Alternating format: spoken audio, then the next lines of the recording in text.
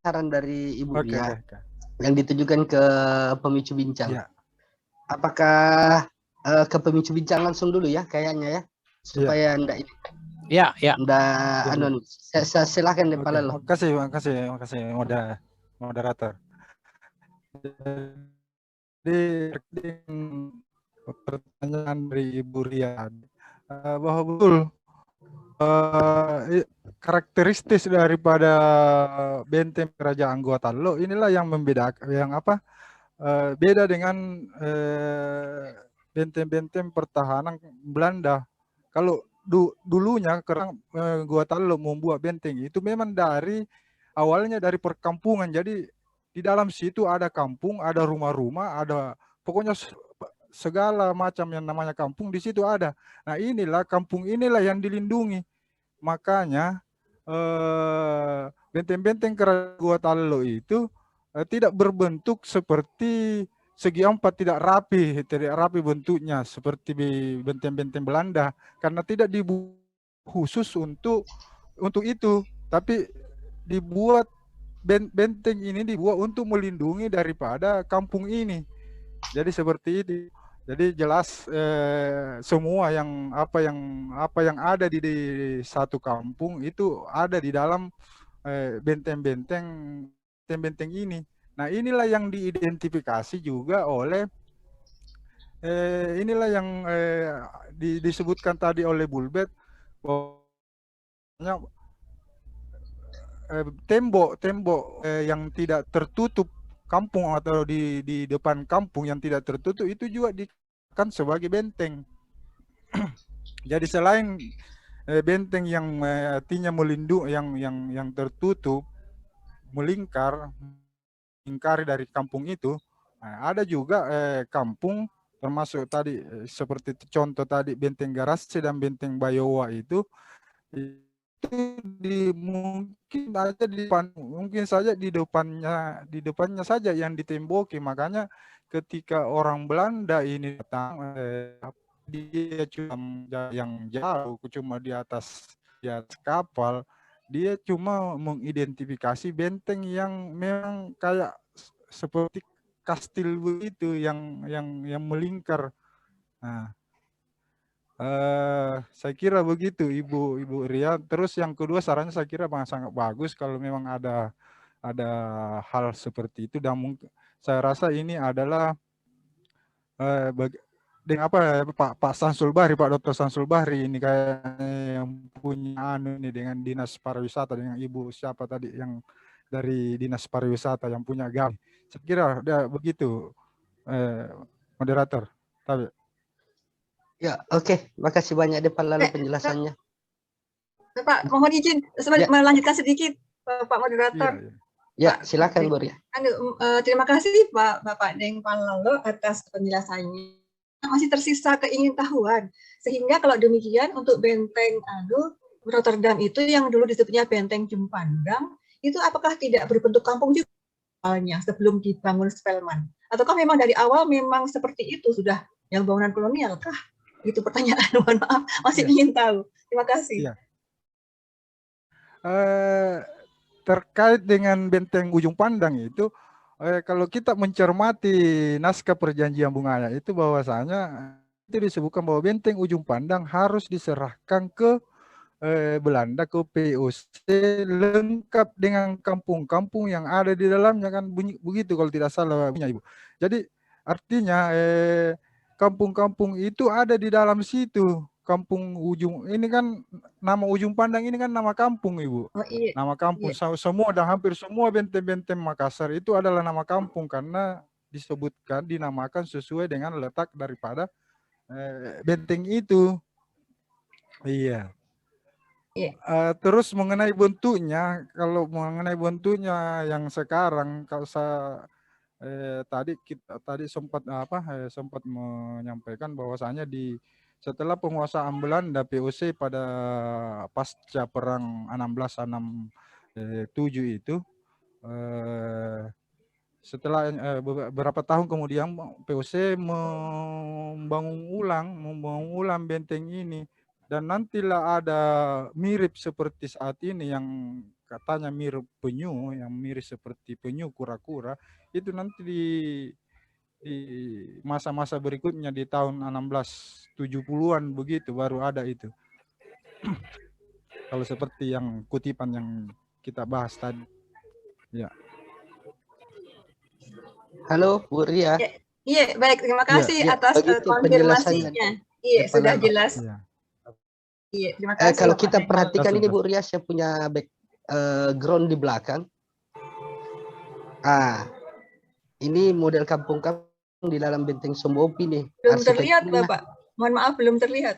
Masih Oh. terlihat yang tadi materinya Bapak Deng Palalo. Palalo. Terus sih. Palalo, slideshow-nya yang kita kasih tampil supaya agak bagus, mataku sudah kabur. Slideshow. Yang di background saya Bu Ria, kita lihat Ji. Di belakang saya. Oh, di belakang Bapak, di belakang foto Bapak. Iya. Di belakang foto saya itu perkampungan di Sombopu, produk imajiner lukisan Belanda. Iya. Jadi ada salahnya juga, ada benarnya kayaknya. Yang salahnya ini karena dia berbentuk persegi 4. Sedangkan analisa dari eskalasi arkeologi itu dia tidak segi 4 lurus ini, dia agak belok-belok, bengkok-bengkok. Tapi di dalamnya ini berbentuk perkampungan, rumah-rumah panggung. Begitu. Kurang lebih begitu di dalamnya. Iya, baik. Ya. Baik. Ya. Terima Saya kasih, lanjut. Pak. Iya, makasih Terima banyak Bu kasih. Ria. Terima kasih. Saya lanjut ke Interupsi sedikit, Bos. sesi 7. Ya, Saya persilahkan. Saya cuma mau bilang yang pertama itu slideshow-nya De Palalo yang ditampilkan supaya enak saya lihat, mataku agak kabur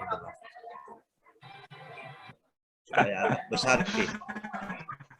Yang kedua itu ada saya chatting ke itu kasih supaya enak dilihat. Kompat view. Nah ini tekan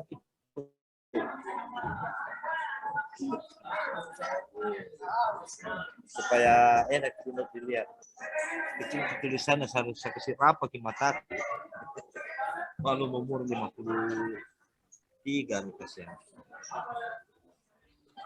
Terus yang saya sarankan ke moderator.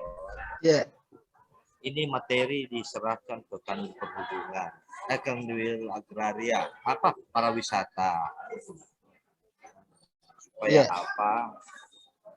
mereka bahan seri, mana tahu ada pekerjaan pariwisata, mereka bisa merujuk sebagai seri. Yang ketiga, sambil ini barang ini semua buatkan maketnya. Betul. Materi diserahkan ya dibuatkan maketnya degajang itu saja, termasuk degajang saya sampaikan. Saya kira demikian, tidak ada lagi yang saya bisa pertanyakan. Terima kasih Desi 7. Saya persilahkan Pak Ketut Surajaya. Wah, dari Depok ini Pak Ketut. Terima kasih De Palalo, cocok nih. Assalamualaikum warahmatullahi wabarakatuh. Waalaikumsalam. Namo Buddhaya, salam kebajikan. Selamat malam Bapak Ibu semua. Terima kasih saya sudah diberi kesempatan menghadiri acara yang menarik ini. Saya dari UI Ketut Surajaya. Memang saya tertarik sejarah Jepang memang, itu ya. Jadi pada masa pendudukan Jepang itu banyak lubang-lubang Jepang yang dibuat di Bukit Tinggi, termasuk di Bali juga, atau di tempat-tempat lain gitu. Nah, tadi dibahas mengenai benteng-benteng yang ada di Makassar, di Sulawesi. Nah, jadi kalau kita lihat sejarahnya, kita ikut tadi, benteng itu kan sama dengan pertahanan atau perlindungan, gitu ya. Tak begitu banyaknya benteng, gitu ya. Nah, saya menyimak bahwa dari sekian banyak benteng itu, ada benteng-benteng yang telah dibuat sebelum kekuatan Barat masuk, Portugal, Belanda. Jadi oleh kerajaan-kerajaan lokal, gitu kan. Itu ada benteng-benteng. Nah, untuk benteng-benteng sebelum kekuatan Barat itu masuk, tentu banyak konflik. Apakah ada konflik di antara kerajaan-kerajaan atau apapun namanya di sana, komunitas di Makassar atau di Sulawesi, untuk mempertahankan diri? Jadi kalau demikian berarti banyak konflik di situ sebelum Barat itu masuk, gitu. Kalau kita kaitkan peranan benteng.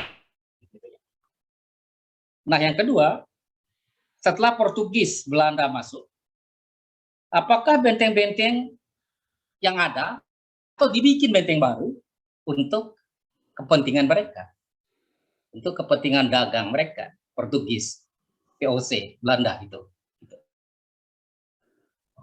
Nah, itu pertanyaan nomor 2. Nah, kemudian yang ketiga sekarang pertanyaannya, benteng yang telah ada itu apakah juga dimanfaatkan oleh kerajaan-kerajaan lokal dalam perlawanan mereka terhadap kekuatan Barat? Itu pertanyaan berikutnya. Dan yang terakhir, apakah benteng-benteng yang telah ada itu dimanfaatkan oleh Jepang juga? Atau Jepang membuat benteng-benteng baru untuk kepentingan mereka, untuk kepentingan pendudukan Jepang. Nah, yang terakhir ini bukan pertanyaan, tapi urun rembuk saja. Bahwa saya melihat Sulawesi ini, Makassar tentunya itu, sejarahnya luar biasa itu. Dinamika sejarah itu luar biasa. Dari zaman dahulu sampai penjajahan itu. Nah, kalau benteng-benteng ini kemudian dimanfaatkan, ya, itu bisa mempunyai guna, manfaat, multiguna. Satu, dia bisa untuk pendidikan, untuk belajar sejarah benteng. Kedua, bisa dia untuk pariwisata. Tentu saja anak-anak muda yang dari Eropa itu ingin sebenarnya melihat apa yang dilakukan oleh nenek moyang mereka dulu di Nusantara, termasuk di Makassar ini. Jadi pariwisata di situ, pariwisata ada sejarah. Dan yang ketiga itu tentu untuk meningkatkan pendapatan daerah, bisa meng-hire tenaga kerja. Jadi tenaga kerja yang akan bekerja di benteng-benteng itu adalah mereka yang telah dibekali oleh sejarah. Gitu. Nah, itu kira-kira dari saya. Terima kasih banyak. Saya mendapat berita ini dari puisi, apa namanya, kita punya WA puisi grup, puisi rating group ya. Terima kasih Pak Moderator atas kesempatan yang diberikan. Jadi saya betul-betul bertanya ini karena saya lebih paham sejarah Jepang daripada sejarah Indonesia. Terima kasih. Selamat malam. Iya, makasih banyak Pak Ketut. Tapi Pak Ketut, di UI dosen juga Pak Ketut. Saya profesor di UI. Oh, Masya Allah. Jadi pertanyaan profesor itu pemicu sumber. Lagi diurus ininya, apa namanya, NIDK-nya. Masya Allah. Saya udah pensiun. Oh, selamat baru Pak Prof. pensiun tapi minta disuruh ngajar lagi. Oh, siap. Jadi diurus NIDK-nya begitu. Terima kasih Pak. Ya, makasih Pak Prof. Saya dulu pernah jadi ketua Departemen Sejarah di UI. Banyak teman-teman dari ujung pandang kita yang sekolah di UI itu. Terima kasih. Makasih Pak Prof. Jadi pertanyaannya Pak Prof ini karena Prof mungkin pertanyaannya banyak memang 5. Kalau saya tidak salah narasumber. Kalau bisa langsung pakai jawab Ki. Tapi saya persilahkan. Coba saja yang saya bisa tangkap tadi. Pertanyaan yang saya bisa tangkap ya. Yang pertanyaan pertama kalau tidak salah, apakah di Sulawesi ini sudah ada benteng sebelum Belanda masuk ya? Sebelum orang Eropa masuk di Sulawesi? Ya, saya kira begitu Pak ya. Jadi dari sekian banyak benteng yang sempat kita sebutkan tadi Pak Pak Ketut, ada beberapa itu yang diidentifikasi memang sebagai perkampungan tua, dan itulah dikatakan yang itulah dari dulunya memang disebut sebagai sebagai termasuk perkampungan tua, termasuk benteng juga. Nah, di antaranya itu benteng Bayua tadi, benteng Garasi, benteng Tallo, benteng Kalegoa, mungkin anak-anak gua juga, benteng anak gua juga, sekitar 1500-an itu sudah berdiri. Jadi sebelumnya memang Pak, sebelum Belanda masuk sudah ada ini benteng-benteng ini, budaya benteng ini sudah ada. Tapi mungkin masih dalam benteng tanah begitu.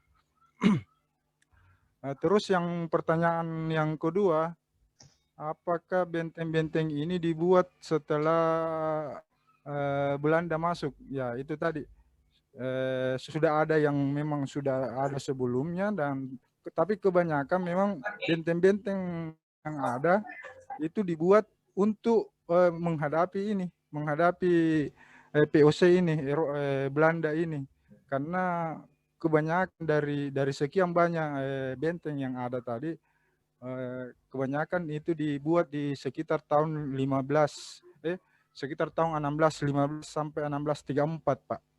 Jadi anunya seperti itu, catatannya seperti itu di catatan naskah lontaranya.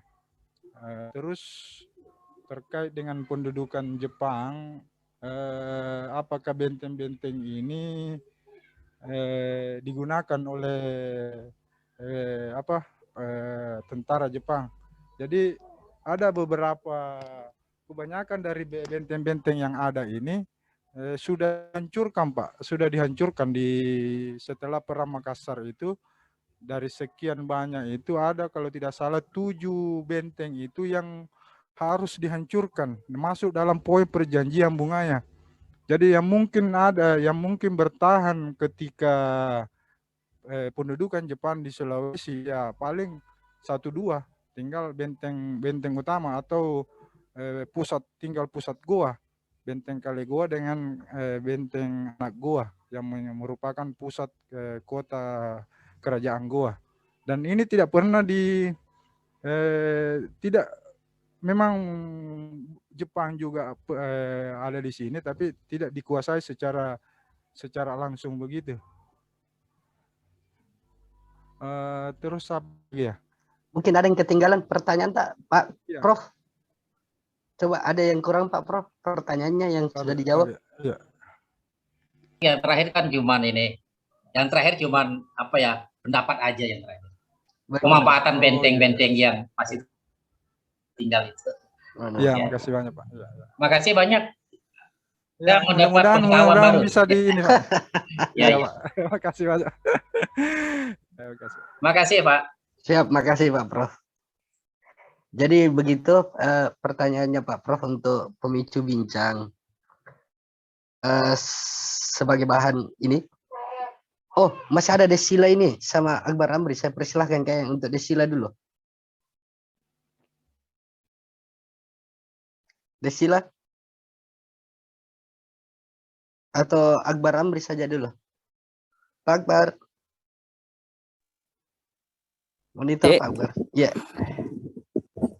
Baik, terima kasih dari ujung atas kesempatan yang diberikan. Assalamualaikum warahmatullahi wabarakatuh. Waalaikumsalam. Kepada seluruh yang saya hormati, guru-guru dan para orang tua yang saya cintai. Mungkin di sini saya cuman mengklarifikasi dari pernyataan tadi dari guru saya itu Den Rengko, salah satu guru saya yang ada di sini bergabung. Yang pertama itu adanya sikap diskriminasi dari pusat tentang mapel muatan lokal. Kenapa saya bilang begitu?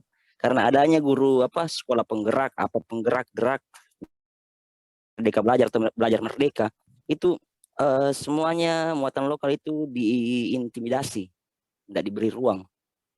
Makanya saat ini PPBDI yang berpusat di Bandung atau Jawa Barat mereka menyurati seluruh instansi-instansi provinsi yang ada di seluruh Indonesia untuk bagaimana ini muatan lokal khususnya bahasa daerah dalam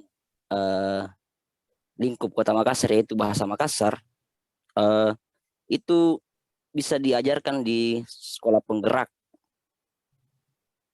Sekolah penggerak karena di situ pilihannya menurut saya pribadi, ini menurut saya, apakah mungkin saya salah atau bagaimana? Di situ bahwa bahasa Makassar atau bahasa daerah mapelnya itu dia tidak masuk pada tidak dideteksi di pusat, apa namanya, di datanya tidak terbaca di pusat. Yang kedua, untuk beberapa kami dari guru-guru bahasa Makassar, mulai dari Pangkep sampai Selayar, kami berinisiatif untuk membuat kurikulum sendiri, karena itu tercantum di dalam undang-undang melestarikan bahasa daerah yang negara bertanggung jawab melestarikan bahasa daerah dan dikembalikan pada daerahnya masing-masing, kurang lebih seperti itu isinya. Yang ketiga, kalau dikaitkan ini tentang pembelajaran, saya lihat hari-hari ini, mungkin saya juga salah, mohon maaf kalau saya salah, instan paling tidak berkaitan.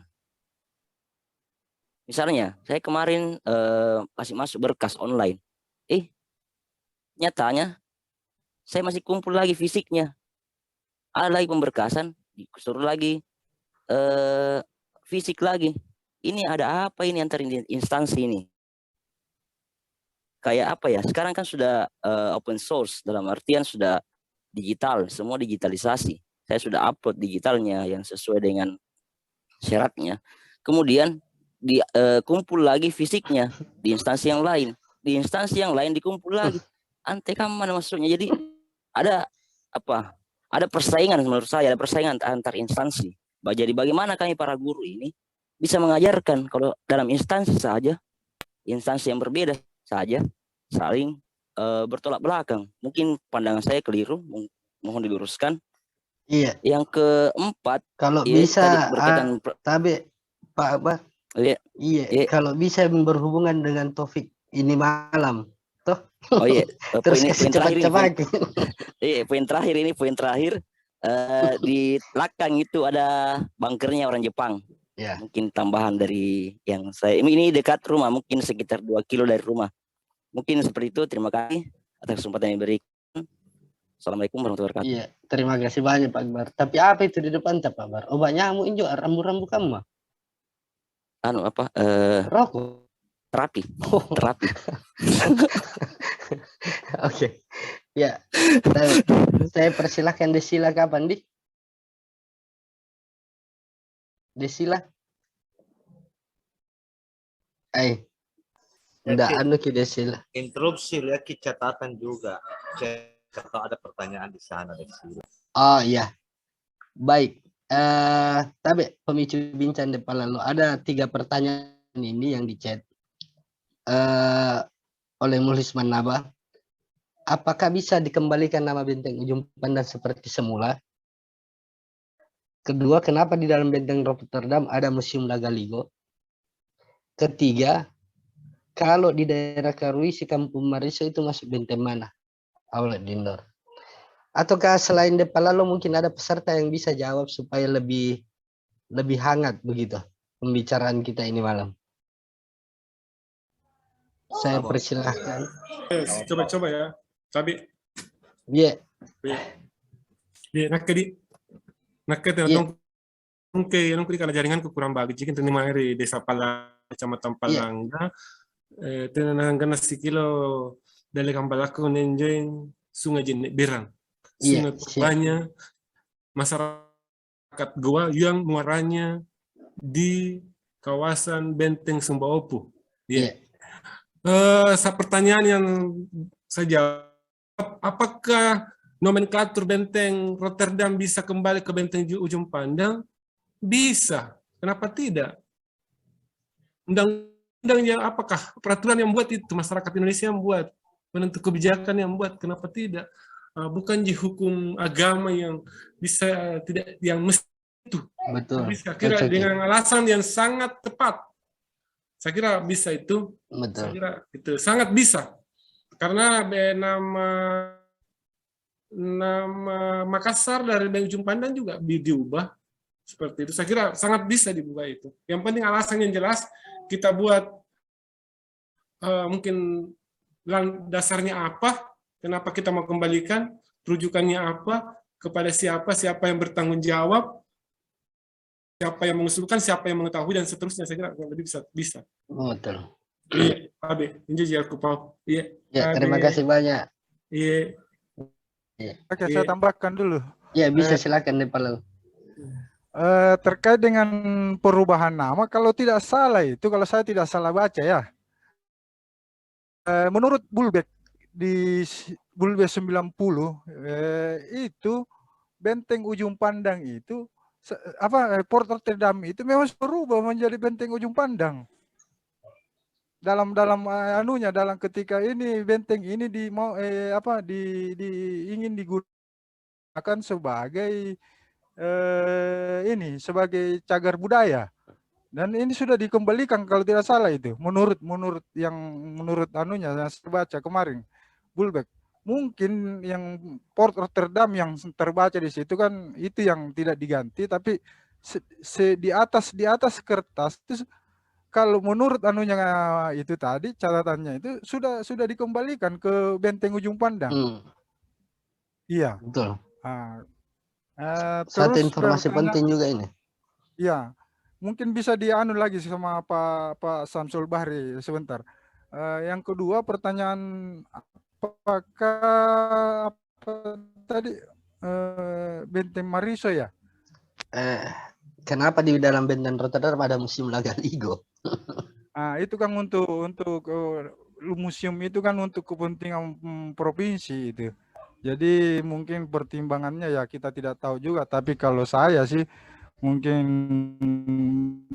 positif thinking aja, mungkin pertimbangannya ya nama Ligo bisa diterima oleh seluruh masyarakat internasional. Masyarakat ya bukan Ligo itu ya kalau itu. Terus yang ketiga mengenai Benteng Mariso ya, Benteng Mariso itu di Kampung Mariso itu.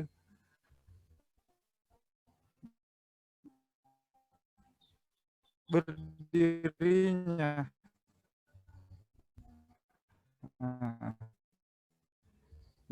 Jadi Mariso mendapatkan bidang kebudayaan. Jadi itu orang pusat sebenarnya, vertikal semua. Museum, BPNB, ada berapa balai arkeologi, itu semua di bawah naungan Direktorat Jenderal Kebudayaan, sehingga benteng itu dijadikan pusat-pusat kantor-kantor kebudayaan. Walaupun pada akhirnya BPNB, balai arkeologi, berapa lagi Taman Budaya itu kan semua masuk kebudayaan. Nah, ada yang pindah ke benteng ini, ada yang pindah ke Mulo terakhir. Akhirnya BPNB itu pindah di pindah di Talas Salapan. Jadi memang dia dulu dia vertikal dulu di bawah nama langsung Dirjen Kebudayaan, sehingga berkumpullah di benteng itu macam BPNB, Balai Bahasa, itu ada berapa satuan kerja yang tinggal di situ. Nah, saya tidak tahu mungkin karena kebijakan itu kan sekarang museum di bawah naungan provinsi, sehingga tinggallah dia di situ bergabung dengan BPCB yang masih di bawah naungan Dirjen. Sekarang museum itu Pemda. Saya kira itu pendapat saya tentang kenapa bisa museum ada di situ. Terima kasih banyak Pak Samsul Bahri. Mungkin Ibu Purma dari Dinas Budaya dan Pariwisata Sulawesi Selatan ingin menjelaskan sedikit, Bu. Ya, terima kasih Pak moderator. Assalamualaikum warahmatullahi wabarakatuh. Selamat malam Pak. Ya, terkait dengan kenapa Museum Laga Ligo ada di dalam Benteng Rotterdam, seperti tadi yang dikatakan oleh Bapak Dr. Samsul Bahri, benar Pak bahwa awalnya itu Museum Lagaligo adalah di bawah Dirjen Kebudayaan Pusat, pemerintah pusat seperti tadi BPNB, Balar, BPCB, itu semua. Kemudian pada tahun 1990-an Museum Lagaligo kemudian diserahkan ke pemerintah provinsi untuk menjadi museum daerah. Nah, makanya itu tapi ada acuan dulu bahwa Museum Lagaligo akan dipindahkan ke Talak Salapang berdekatan dengan BPNB.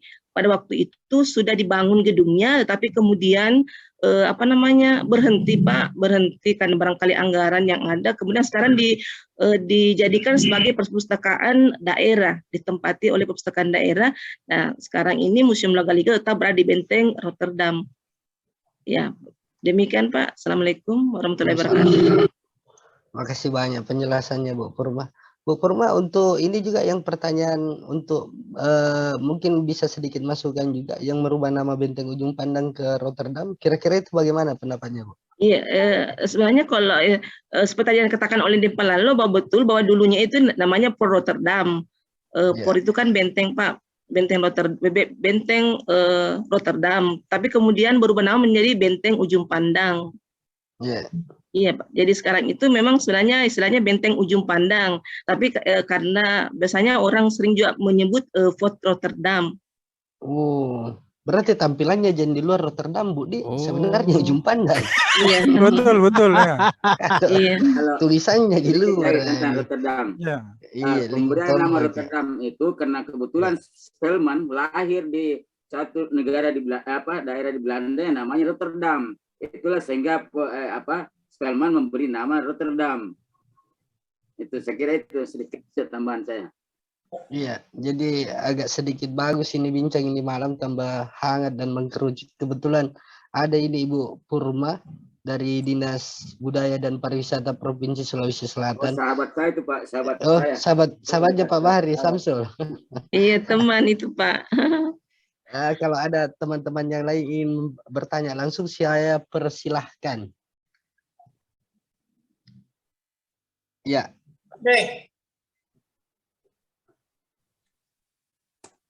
Oke. Ya. Aspar dan Beta. Siap. Ya, silakan Pak Aspar. Assalamualaikum warahmatullahi wabarakatuh. Para sinarku semua. Ya.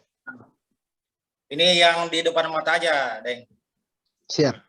Kemarin kan ada obrolan-obrolan bahwasanya itu Benteng Ujung Pandang itu terjajah di negeri sendiri. Nah, saya sempat bertanya bagaimana terjajahnya. Nah, kita ini sudah merdeka. Nah, coba tengok di dalam itu ada apa semua. Pertama, ya kembali lagi nih, nama Port Rotterdam tidak bisa dikembalikan ke nama asalnya Benteng Ujung Pandang. Ini pertama, Deng. Kedua, tahun 1930 Museum Lagaligo itu bernama Museum Celebes, tempat kedudukan kantor Hindia Belanda. Siapa kira-kira nih tokoh intelektual atau tokoh bernama kok bisa dari Celebes ke Lagaligo? Kalau memang mau ke Sulawesi lah, nama Belanda lah, nama Belanda ke Indonesia Sulawesi, istilahnya umum lah dipakai. Ketiga ini, Deng, apa pentingnya dan haruskah terpasang papan macam kayak Bastion Bandarsa, Bone, Bacan, Ampunia. Tapi itu aja. Oke. Assalamualaikum warahmatullahi wabarakatuh.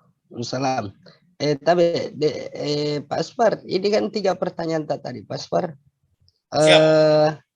Yang pertama dan kedua kayaknya ditujukan ke Ibu Purma, lebih cocok menjelaskan kayaknya. Iya, terima kasih Pak Moderator. Mumpung ada kini Bu Tabe. Iya. Iya Pak. Terkait dengan istilah Museum Celebes, perlu kami sampaikan bahwa awal pendirian Museum Lagaligo awalnya adalah Museum Celebes dengan memamerkan koleksi sekitar 60-an, tetapi kemudian setelah terbentuk pada tahun 1900 berapa ya. Kemudian Museum Lagaligo berubah nama menjadi Museum Negeri Provinsi Sulawesi Selatan. Kemudian selanjutnya setelah diserahkan ke pemerintah provinsi, kemudian museum tersebut menjadi Museum Lagaligo Provinsi Sulawesi Selatan. Dan saat ini, sekarang ini berubah lagi namanya menjadi UPT Museum dan Taman Budaya. Tapi kemudian nantinya museum dan taman budaya ini akan berubah karena taman budaya sekarang sudah terbentuk dan saat ini berada di di Benteng Sombo Opu, Pak. Jadi dia Museum UPT Taman Budaya Benteng Sombo Opu. Iya, tapi ke depannya insya Allah museum dan taman budaya di Benteng Ujung Pandang ini akan berubah menjadi Museum Lagaligo sementara dikaji, Pak. Iya. Oh, masih dikaji, Bu. Ya, jadi sekarang itu bukan Museum Lagaligo, Pak, Museum dan Taman Budaya. Oh, iya. Tetapi terkait dengan istilahnya orang-orang lebih mengenal dengan Museum Lagaligo. Ya. Begitu, Paspar. Iya, ada pertanyaan lagi, Paspar, yang kurang? Ya, karena sangat miris saya lihat. Kalau positif, masih banyak seperti pelaku lah yang menjadi tokoh sejarah yang jelas sejarahnya, bukan sejarah dari tokoh yang tidak jelas, belum tentu sebuah tokoh real. Begitu saya kira.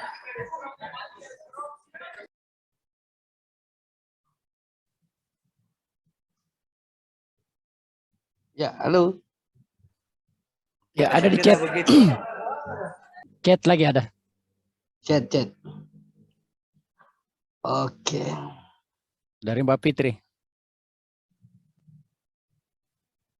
Mbak Fitri. Yang mana itu? Yang terakhir.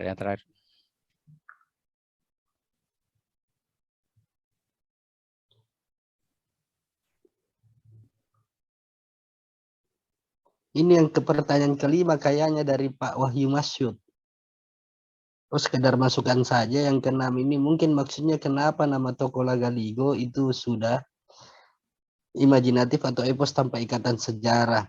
Terus dari mulis kenapa bukan Museum Karempatingan misalnya? Ya, di atasnya Muhlis Manabah, Fitri. Muhlis Manabah, Desila. Tidak ada, Pak. Oh, Fitri ya. Identifikasi khusus apa yang membedakan ini benteng buatan Belanda dan benteng buatan Kerajaan Goa? Ciri-cirinya begitu.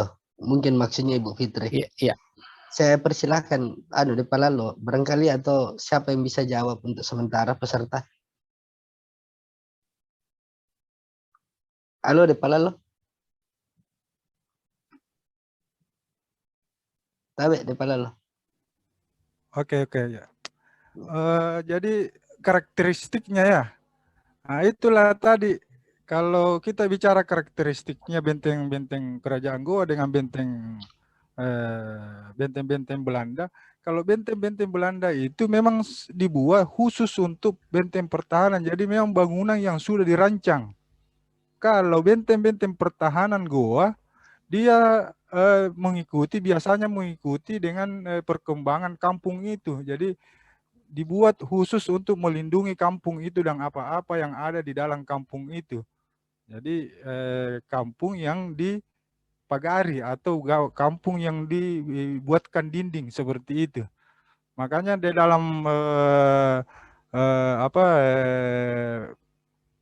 eskapasi benteng-benteng yang ada dilakukan oleh tim arkeologi di Makassar atau di Goa itu ya seperti itu identifikasinya. Banyak yang mendapatkan ada kuburan sebelum pra-Islam, ada kuburan setelah Islam, ada kuburan raja, ada kuburan apa, semua ada di situ. Pokoknya ada yang ada di dalam dinamika masyarakat, biasanya ada di dalam benteng itu. Saya kira demikian, moderator. Makasih banyak Depalalo. Tabe, Depalalo. Itu kan yang benteng Sombo Opu. Saya yang bertanya lagi ini, kan tidak ada yang bertanya. Iya. Jadi saya mau bertanya sendiri nih. Apa deh? Tabe, de Palalo, itu kan diceritakan di Waterhoven itu. Catatannya siapa ya? Water Scouten. Scouten, iya. Iya, Water Dokter Scouten. itu. Ya. Itu Karimatoya menggali sungai di bagian benteng utara Somboopo, namanya Binagaberu. Apakah pangkanya ini yang sekarang ataukah dari ini? Karena naskahnya jelas dari pinggir sungai itu ke Sambung Jawa sampai ke kota Portugis. Dua pertanyaan saya. Kota Portugis yang dimaksud catatan ini di mana? Yang kedua, pembuatan sungai yang sungai baru ini dari mana sampai dari mana muaranya begini? Dari mana asalnya begitu? Yang digali, yang dikerahkan oleh masyarakat. Itu saja dulu. Moderator yang bertanya. Iya.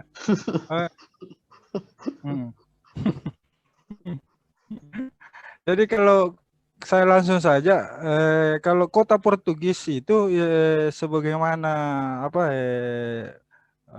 gambar sketsa atau lukisan yang ada itu di sebelahnya Mangalekana, di sebelah utara, di sebelahnya Mangalekana. Jadi Mangalekana baru Sambung itu Jawa Portugis, loji-lojinya itu loji-loji orang barat. Pokoknya di situ loji orang Denmark, loji orang Belanda sendiri, loji Portugis, kota Portugis di sebelah utara itu, sebelah utara benteng. Kalau sesuai berarti dengan kalau dia cerita Mangalekana pemetaan di lukisan. Berarti Mangalekana, Sambung Jawa, baru kota Portugis. Berarti kalau dia kurang lebih di Stadion Matoang barangkali di posisinya di. Saya tidak mau berspekulasi tentang itu. Tidak mau berpendapat. Nanti itu. Iya, oke. Saya persilahkan peserta Terus lain. kalau menyangkut Binangaberu ya. Ya, Binangaberu. Kalau Binangaberu, kalau tidak salah, kalau biasanya kalau kita bertanya ke orang-orang di sana atau orang-orang tua yang disebut Binangaberu itu justru itulah yang di sebelah selatan, bukan yang di sebelah utara. Oh. Gitu. Yang di sebelah utara dari benteng Panakukang ini yang dikasih pindah dari selatan ke utaranya Panakukang. Iya betul. Justru itulah yang di selatannya benteng Somboopo yang disebut Binangaberu. Kalau kita menurut keterangan orang masyarakat ya atau orang tua yang biasa kita ini. Ada saya lihat juga gambar tadi yang kita tampilkan itu di Palalo. Di sebelah mana ini posisinya yang bahan dinding dari batu karang? Saya mau tampilkan tidak bisa lagi. Iya, kenapa tidak bisa masuk di komputer? Karena ini benteng Somboopo, data tadi kita sampaikan terdiri dari bangunan dinding batu merah dan bangunan dinding batu karang. Yang tersisa itu bangunan dinding selatan dan timur. Bagian barat laut dihancurkan dengan 12.000 pon mesiu. Kalau saya tidak salah, ini saya lihat gambar tadi ini, di Palalo, dinding utara kayaknya ini dari batu karang, karena itu yang tidak ada sisa sampai sekarang. Karena catatannya Spellman juga sama ini yang sempat saya baca dari kitab punya, bahwa dinding utara itu hancur berhamburan, tidak ada sisa. Itu dampak dari tergerusnya juga dari aliran sungai. Sudah bisa dibuka keterangannya Anda ya? Belum ya, bisa coba. Dapat. Ya. Mungkin ada yang lain dulu yang bisa sambil saya cari-cari dulu. Iya, sambil ada paralel siapa tahu ada yang mau sharing-sharing. Ada ini. Kebetulan ada Pak Samsul Bahri, ada Ibu Kusma. Ya, di situ juga. Ada lihat chatting juga. Lagi chatting juga, Pak. Iya. Banyak pertanyaan. Nomor 8 belum dijawab. Izin, Pak. Assalamualaikum. Pandemi yang belum terjawab kayaknya. Assalamualaikum. Waalaikumsalam, Pak Idris Leo ya? Iya, betul Pak. Izin Iya. Assalamualaikum warahmatullahi wabarakatuh. Selamat malam Bapak, Ibu senior, para maha guru yang saya hormati. Ya, sekedar bertanya barangkali saja ini Pak, terkait benteng-benteng yang sudah dipaparkan tadi. Nah, pertanyaan saya, apakah memang tata letak seluruh benteng-benteng itu berada di pesisir pantai? Itu yang pertama. Yang kedua, apakah masih tata letaknya, apakah memang ada radius jarak-jarak tertentu ini? Dari satu benteng ke benteng yang lainnya. Yang berikut, masih kaitannya kalau memang posisinya seluruh benteng-benteng itu berada di pesisir pantai, nah saat ini bagaimana kita menjaga posisi tersebut sehingga betul-betul masih bisa berhadapan langsung ke laut, katakanlah di benteng Ujung Pandang atau Rotterdam. Kalau kita lihat kondisi terkininya kan sudah view-nya ke laut itu sudah tertutup. Nah, bagaimana langkah-langkah kita ke depan sehingga benteng tersebut yang menjadi bagian dari heritage ini betul-betul fungsi dan kedudukannya seperti semula awal dibangunnya itu terjaga, sehingga katakanlah kalau sekarang di pesisir pantai Makassar dengan berkembangnya CPI akan hilang ini kelihatannya benteng Rotterdam, khususnya fungsinya sebagai benteng pertahanan yang berhadapan langsung ke laut. Apakah masih memungkinkan ditata kembali itu sehingga selain berfungsi sebagai lokasi wisata budaya sekaligus bisa connect dengan pesisir seperti itu Pak. Terima kasih atas kesempatan ini. Assalamualaikum warahmatullahi wabarakatuh. Waalaikumsalam. Terima kasih banyak Pak Muhammad Idris. Mungkin narasumber bisa jawab. Tabe. Nomor 8 dulu, lalu nomor 9. Iya. Satu-satu bosku. Oke. Saya coba jawab. Yang terkait dengan pertanyaan pertama, apakah semua benteng-benteng kerajaan Goa Tallo itu letaknya di pesisir ya? Jadi tidak semua Pak. Ada yang di dalam itu di Kali Goa dengan benteng anak Goa. Letaknya di dalam, bukan di pesisir. Dan ini kedua benteng ini adalah benteng pertama atau benteng awal daripada kerajaan Goa, dan mungkin sudah ada sejak ada yang pendapat yang mengatakan bahwasanya itu sudah ada sejak zaman pendirian Goa, zaman Tumanurung dalam hal ini, kedua perkampungan ini. Tapi bentengnya sendiri baru dibuat di masa Karain Tumaparsi Kalona. Raja Goa ke-9. Terus apakah ada radius tertentu untuk satu benteng ke benteng yang lainnya? Tidak ada Pak, tidak ada. Kalau saya lihat tidak ada radiusnya, cuman mengikuti daripada letak kampung yang ada di pesisir itu, yang kebetulan ada di pesisir kampung itulah yang dipagari, yang dibentengi. Terus antaranya itulah yang dibuatkan dalam bahasanya Bulbeck tadi, sebagaimana saya kutipannya itu, dibuatkan tembok pantai namanya. Jadi sepanjang pantai itu, pantai Makassar dari ujung tanah sampai Panakukang itu ada dinding pantai, ada tembok pantai. Jadi bukan cuma sekedar untuk melindungi satu kampung, misalnya kampung Mariso atau kampung itu, tapi di luar daripada kampung itu untuk menghubungkan dengan kampung yang di sebelahnya ada tembok pantai. Antara Mariso misalnya dengan Bontoranu ada tembok pantai. Sama dengan antara Barombon dengan Patukangan ada tembok di situ. Nah, inilah yang diidentifikasi oleh Bulbeck sebagai benteng, termasuk benteng pertahanan. Jadi bukan cuma yang ada di pusat kampung itu, seperti di kampung Benteng Barombong tadi dengan Benteng Patukangang ada dua-duanya ada benteng di situ, Benteng Barombong dan Benteng Patukangang. Namun antaranya itu ada tembok pantai. Nah, tembok pantai ini bukan tembok batu, tapi tembok tanah yang diperkuat. Nah, saya kira begitu, Pak. Baik, Siapa Pak. lagi Iya. tadi? Terima kasih. Sudah. Ya. Terima kasih. Ya.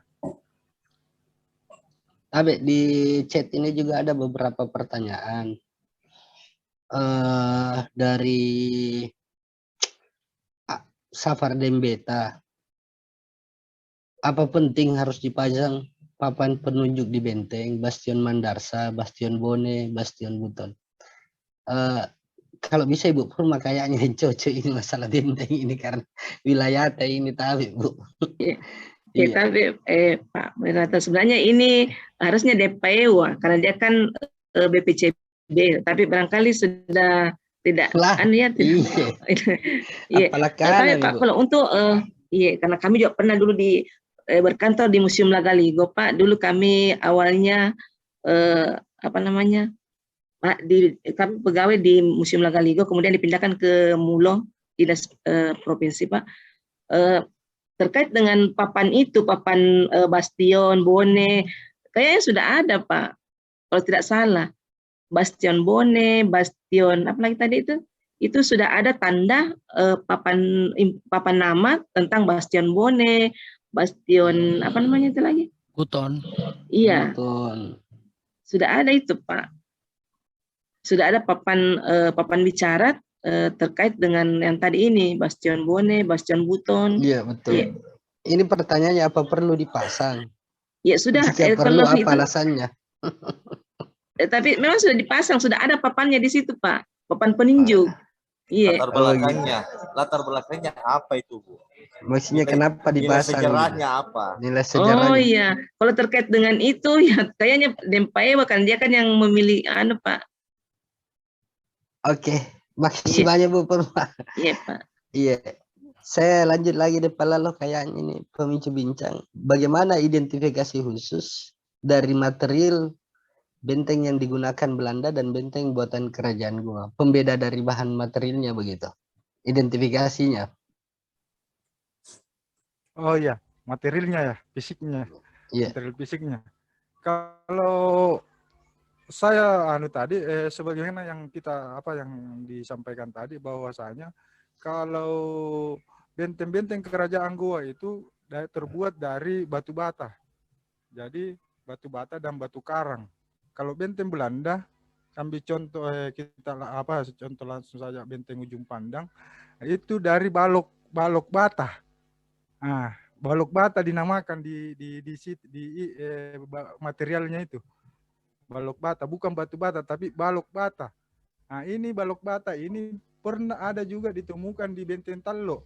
Tapi keterangan dari keterangannya di situ bahwasanya balok ini atau material ini digunakan di Benteng Tallo setelah Perang Makassar. Jadi ini juga menarik ini informasi ini ada yang sesuatu yang menarik bahwa setelah jatuhnya Sombaopu, setelah Perang Makassar dan jatuhnya Sombaopu, pusat itu disinyalir pusat Makassar itu berpindah ke Tallo. Berpindah ke Tallo. Nah, pada saat itulah dibangun ini sempat diperbaiki, sempat direnovasi ini Benteng Tallo yang tadinya dihancurkan, tapi di beberapa bagian ada perbaikan, khusus menggantikan peran daripada Sombaopu. Saya kira begitu. Halo. Jadi kalau benteng-benteng kerajaan Goa itu, Goa Tallo terdiri dari batu bata, itu jelas. Semuanya benteng-benteng kerajaan Goa Tallo dari batu bata merah. Nah, selain itu terdapat batu karang, ada yang dari batu karang. Tapi semua benteng lapisi itu batu bata dan batu karang. Sedangkan benteng benteng apa POC itu dari balok bata istilahnya di bahasa buku itu. Tapi di Palalu itu ada pertanyaan lagi. Denyau dari Sandrobone. Tanah yang diperkuat sebagai benteng pantai itu gambarannya seperti apa? Bagaimana?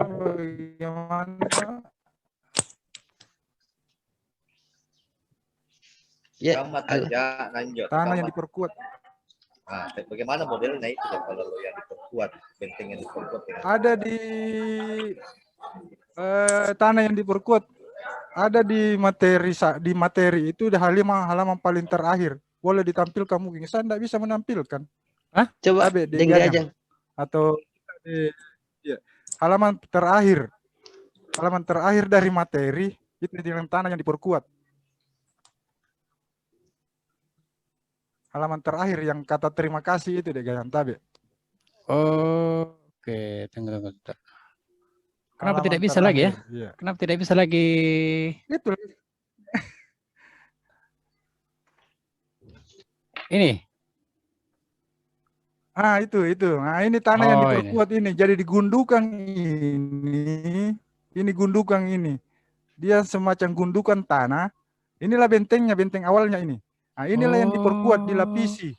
Nah itu bilang tanah yang diperkuat, dilapisi di luarnya ataupun di dalamnya. Baik itu batu bata maupun batu karang. Rumahnya di atas ini, di atas tanah ini. Ya, apanya? Rumahnya di atas tanah. Itu kan gambaran saja. Ini rumahnya itu di dalam. Biasa bisa saja tidak kelihatan kalau dia rumah bawah. Tapi rata-rata kan dulu rumah panggung. Jadi mungkin atapnya saja yang kelihatan. Tanggul. Ini tanggul modelnya. Ya, intinya dia seperti tanggul dulu. Dulunya seperti tanggul, baru itulah yang diperkuat dengan dilapisi batu bata merah ataupun batu karang. Seperti itu karakteristik bentengnya kerajaan Gotalo. Oke, nambah dikit. Berarti ini kan berarti sama dengan lapangan Syekh Yusuf Sungguh Binasa yang dibuat Pemda Goa itu. Coba Bapak Ibu jalan-jalan ke lapangan Syekh Yusuf di depan kantor Bupati Goa. Itu yang setelah direnovasi kan begitu modelnya tuh. Kayak benteng. Ya, agak. Betul. Benteng tanah, kayak benteng tanah. Oke. Kalau benteng Pak, kalau benteng Bapak Ibu langsung batu bata satu kali meriam dapat langsung hancur. Ya. Nah, jadi ini kekuatannya ini benteng tanah kalau meriam dia tidak langsung hancur. Gitu.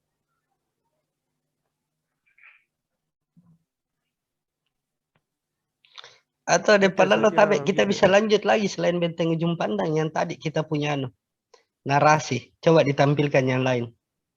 Ya. Apa yang mau dibahas? Oh iya, nah mungkin deganya saja yang benteng Tallo. Ya. Tallo ya. Oke. Terakhir kalau tidak salah. Benteng Tallo ya. Ini. Ya, ini. Jadi benteng Tallo ini letaknya sudah pembangunan benteng Tallo ini adalah mulai dibangun oleh Sultan Abdullah dan Karim Matoaya. Dibangun pada tahun 1615. Dihancurkan 1670 setelah perang Sombopu, setelah perang Makassar, setelah jatuhnya Sombopu. Nah ini materialnya, ini dinding tanah yang diperkuat dengan batu bata. Sebagian lain terdapat, ini tadi yang saya bilang tadi, terdapat bagian dinding lain yang diperkuat dengan balok batu. Nah ini material yang sama dengan digunakan di benteng ujung pandang, benteng Port terendam. Jadi sudah meniru material daripada benteng ujung pandang ini. Tapi cuma sedikit yang didapatkan oleh Bulbek dari hasil eskapasinya ini. Cuma sebagian ada bagian tertentu saja adanya balok batu ini. Kalau rujukannya ini saya kira jelas, lanjut saja. Tapi nah ini naskah lontaranya, lontara masih aksara jangan-jangan. Nah, ini enggak ada yang bisa menggugat ini barang ini, mempertanyakan wilayah siapa lagi, karena ini sangat jelas di sini. Iya min karang ambatabut tetallo. Yang dimasuk karang di sini adalah Sultan Abdullah Karaing Matuaya. Oke, lanjut. Tapi Dibaca lagi nih setengah mati. Nah, ini tentang ya, ini dari Bulbek ini, dari Bulbek 92. Di sini juga dia menerangkan bahwasanya yang membangun ini, yang mensori penguasa yang mensori bangunan ini Tallo adalah Sultan Abdullah pada tahun 1615. Ini lengkap ini hasil ekskavasinya ini. Jadi ada batanya itu agak sedikit besar, ada yang kecil ini. Panjang-panjangannya ini ada semua ini. Oke, lanjut. Nah, ini bentuk benteng Tallo ini. Bentuk benteng Tallo. Nah, benteng Tallo terdiri di sini, di benteng Tallo ada 5 bastion yang tercatat, 5 bastion mulai dari ini. Bastion pertama, bastion kedua, bastion ketiga, bastion keempat. Ini bastion kelima kalau tidak salah ini. Nah, ini nama-nama bastionnya, pintunya ada di sini, pintu luarnya sebelah timur, ini pintu selatan di sini. Ini pintunya ini. Ini masih bisa kita ini, masih bisa kita dapati bastion ini. Sampai sekarang masih berdiri ini. Bastion ini masih bisa kita saksikan ini. Dan batu batanya di situ masih tersusun. Cuma sudah tidak terpelihara ini. Oke, lanjut lagi. Nah, ini peninggalan sejarah. Yang ini tadi semua ada di dalam. Ada di dalam peninggalan kuburan-kuburan pra-Islam apa semua. Ada batu palantikang, ada apa ini Royal Islam, misalnya kuburan Islam. Ini ada. Ini nih. Jadi karena ini benteng ini kampung di dalamnya ini. Ada berapa kampung ini, ada dibilang Mengarap Bombang, ada apa lagi itu Buloa, ada di dalam sini ini, ada beberapa kampung di dalam sini ini. Oke, lanjut. Nah, kita izin bertanya, moderator. Iya. Silakan.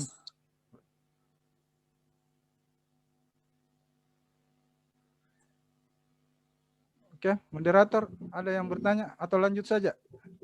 Halo? Baik.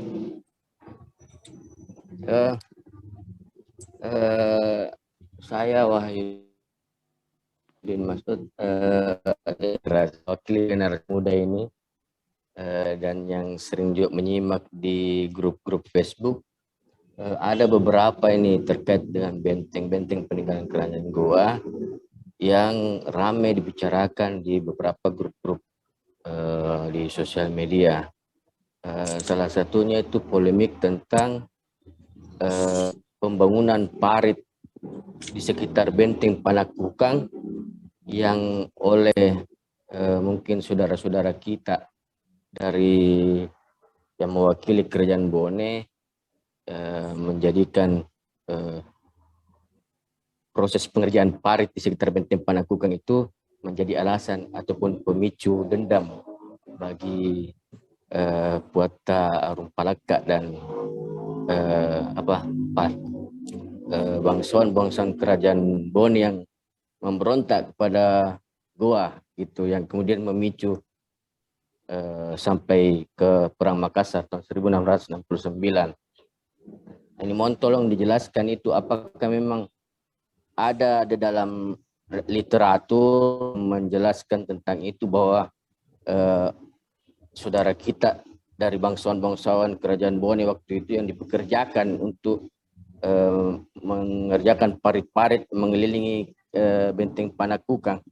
Itu yang pertama. Terus yang kedua, saya tertarik ini tentang benteng Toya atau disebut di Bulbek itu benteng Kaligu. Saya lihat di situ agak luas juga wilayahnya, karena di dalamnya benteng Kaligu tersebut itu ada beberapa kampung-kampung tua, ada Tamalate, Alak Moncong, Lonjok Boko, Data, Lakiung, Kabelokang, Katangkatua dan Bise. Mungkin bisa dijelaskan sekilas itu apa juga di dalam benteng tersebut, termasuk di dalamnya adalah makam yang sekarang menjadi makam Sultan Alauddin dan Sultan Sainuddin. Apakah di dalam benteng tua tersebut juga termasuk di dalamnya adalah Masjid Tua Katangka, apa yang sekarang juga menjadi Yusuf, dan saya baca di buku The Heritage of Arum Palaka bahwa setelah beberapa waktu sebelum diruntuhkannya benteng Somboku, ada upaya dari Belanda untuk menggali karena agak susah menembus benteng tersebut, maka ada strategi Belanda untuk meruntuhkan salah satu sisi benteng itu dengan sebelumnya dia menggali dulu tanah di bagian depannya benteng, kemudian diledakkan beberapa bahan-bahan peledak. Dari situ kemudian akhirnya baru bisa jebol benteng tersebut, kemudian masuk para pasukan-pasukan Belanda. Itu apa memang dari Deng Palalo mungkin bisa menjelaskan lebih lanjut tentang itu, apa memang seperti itu prosesnya? Karena saya juga baca di buku The Heritage of Arum Palaka itu kurang lebih beberapa hari belum Sombaya Sultan mengunduh sebagai gua peristiwanya itu. Tapi iya, kurang lebih seperti itu, Deng. Iya. Ya, makasih. Bagaimana? Moderator, langsung saja ya. Ya, langsung aja. Iya. Jadi kalau mengenai yang pertama mengenai pekerjaan, memang sih setelah perang 1660, kalau yang tadi yang berkaitan dengan benteng itu adalah pengerjaan benteng, tapi mengenai pekerjaan parit saya tidak mendapatkan di literatur yang ada tadi itu tentang pekerjaan parit. Yang just ada pekerjaan parit yang disebutkan, tapi pada masa pemerintahan, pada masa Karain Matuaya itu yang ditanyakan tadi oleh Dendri Ujung tentang perubahan arah aliran sungai, Sungai Sambung Jawa dalam hal ini, yang mengarah ke aliran ini Sambung Jawa. Terus pertanyaan yang kedua mengenai benteng Kaligoa. Nanti sebentar setelah ini mungkin penjelasannya benteng Kaligoa. Jadi memang benteng Kaligoa itu ada beberapa kampung di situ, kita ketahui seperti yang disebutkan tadi, memang banyak. Justru di situlah yang lebih banyak itu kampung itu. Nah, ya langsung saja di bawahnya selanjutnya.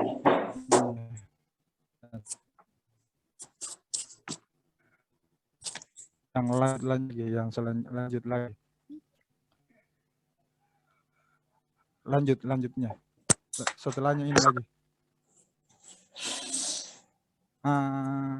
Ini. Oh, salah ini. Oh, ini. Bersanda edit. Yang tadi, yang cocok yang tadi. Yang itu yang benteng Kaligoa sebenarnya itu tadi, bukan anak gua. Oh, ini ya. Iya, yang di atas sini. Nah, inilah seperti inilah seperti inilah bentuk benteng Kaligoa. Ini kampung-kampung di dalamnya ini. Kampung-kampung di dalamnya. Nah, kalau peninggalan di dalamnya itu ada di selanjutnya. Tapi ada di slide selanjutnya. Kalau peninggalan di dalamnya sempat diidentifikasi itu. Mungkin yang terakhir ini di dalam sini. Nah, ada ini Masjid Katangka termasuk ini di dalamnya ini. Ini Katangka ini yang dimaksud ini. Ya. Nah, ini kuburannya Masjid Kerajaan. Ini kuburan makam Sultan ini. Oh ya, Islam ini masuk dengan Sultan Kompas ini. Pelantikan ini kuburan Islam yang ya.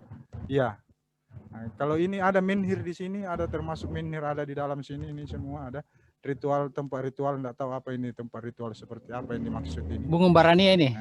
Jelas Iya, ritual well. Ya mungkin. Sumur. Bukan Barania ini. Tapi Barania. ada tiga di masalahnya di sini. Ada tiga masalahnya di sini. Yang identifikasi Bulbek ini ada tiga ini tempat. Oh iya nih. Nih. Ya. 1, 2, 3. Iya, ada 3.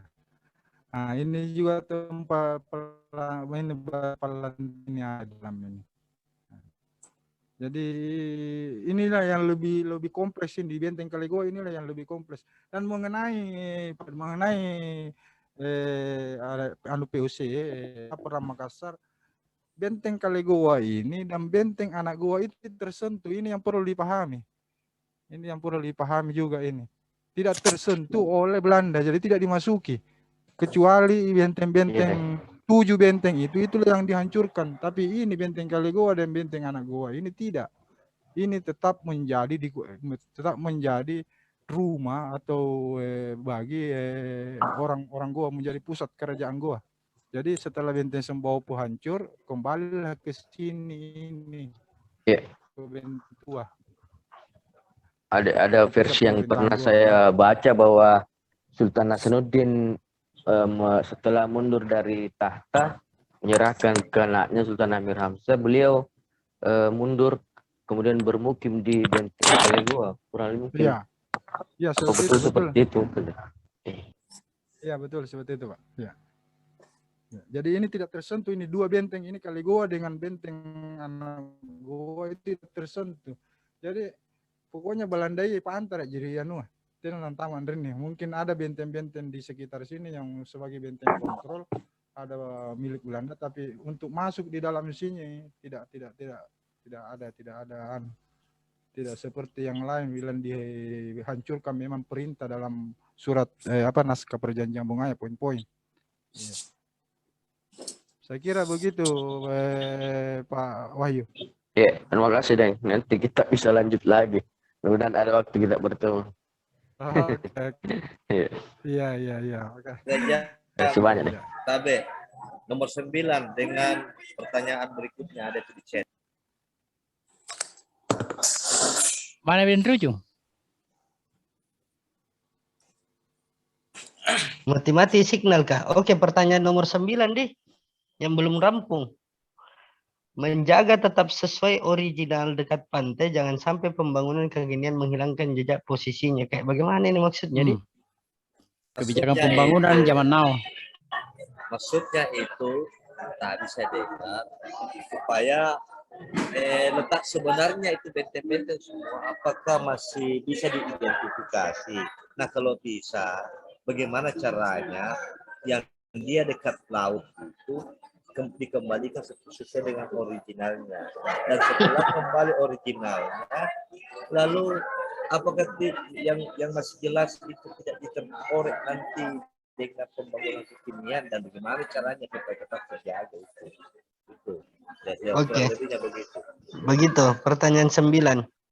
Terus pertanyaan 12, karena pertanyaan 11 ini Benteng Talok di mana sudah dijawab, dan 12 ini Benteng Parit, apakah benar hasil kerja paksa?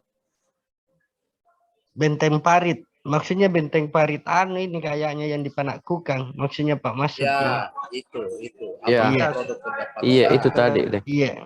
Pertanyaan ketiga juga ini langsung 3 langsung. Dari Ibu Fitri, berapa ketebalan benteng kerajaan Goa? Oh, ini lebih rinci nih Ibu Fitri nih. Jika di awal tadi dijelaskan bahwa latar belakang dibangunnya benteng sebelum kedatangan Belanda adalah menghalau serangan musuh, berarti sudah ditahu bahwa kekuatan persenjataan musuh tidak cuma keris dan linggis, tapi sudah peluru ataupun meriam. Kira-kira dari serangan musuh dari kerajaan mana? Tapi ada 3 pertanyaan itu deh Pak Laloh, coba kita urai satu-satu. Saya persilahkan.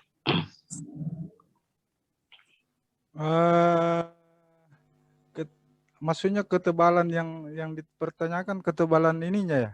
Ya, ketebalan dinding benteng, dia lebih rinci nih pertanyaannya Ibu Fitri. Saya kira tidak, kalau ketebalan dinding benteng, kalau kita ambil contoh yang kemarin itu di di Benteng Sembopo yang bagian laut itu, bagian barat laut itu, benteng tanahnya itu yang di dalam itu ada sekitar 4 meter kalau tidak salah, 4-5 meter ya. Iya. Di dalam, yang di tengah. Nah, ada pun batanya yang di luar itu sekitar 2 meter ya. Ada sekitar 2 meter. Begitupun juga ketebalan bata yang di dalam. Ada juga sekitar 2 meter. Jadi saya hitung-hitung ini perkirakan kemarin itu yang ada sekitar 6 meter atau lebih mungkin itu.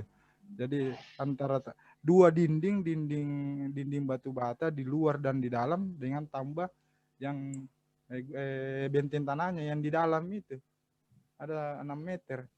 Tapi ini khusus untuk benteng Songbopu ya. Kalau benteng yang lain kalau saya tidak terlalu apa namanya? Beda-beda ukurannya, Di. Beda-beda ukurannya ya.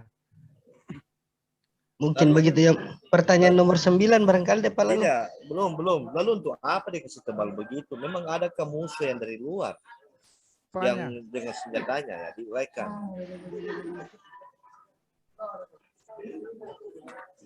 Halo? Iya, halo. Untuk apa dikasih tebal begitu? Apakah memang ada ancaman yang lebih besar selain Belanda setelah itu? Atau iya. Memang ada kalau yang betul, kalau yang di pesisir pantai kan rata-rata begitu. Memang dibangun nanti setelah 1615 itu sampai 1634. Nah, memang itu ditujukan untuk menghalau itu. Sudah ada artinya orang-orang Belanda ini. Oh, sudah ada terbaca iya. Belanda begitu. Iya. Ibu Fitri silakan lanjut.